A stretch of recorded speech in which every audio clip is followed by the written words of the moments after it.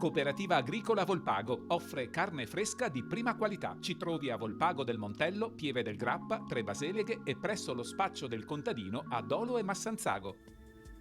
Benvenuti al Meteo. Tempo sostanzialmente buono sul nostro territorio. Correnti depressionarie provenienti da est portano un ulteriore lieve calo delle temperature. Caldo dunque nella norma. Vediamo insieme il dettaglio. Sul Veneto giovedì 11 agosto sarà soleggiato, cielo poco nuvoloso fino al mattino, con ingresso di maggiore copertura nuvolosa dalle ore centrali a partire dalle zone montane. Precipitazioni generalmente assenti, salvo per qualche possibile piovasco o rovescio sui rilievi dalla sera.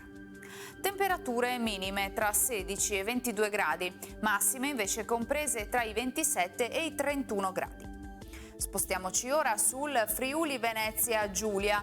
Di mattina cielo sereno, in giornata arriveranno velature ad alta quota. Sulla costa soffierà bora moderata.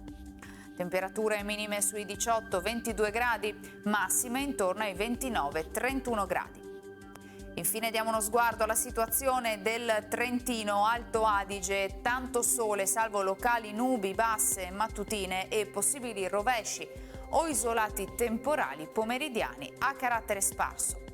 Temperature minime intorno ai 19 gradi, massime sui 30 gradi all'incirca.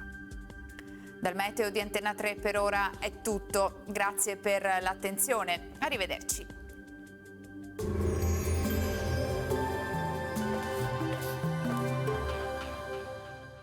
Cooperativa Agricola Volpago offre carne fresca di prima qualità. Ci trovi a Volpago del Montello, Pieve del Grappa, Tre Baseleghe e presso lo spaccio del contadino a Dolo e Massanzago.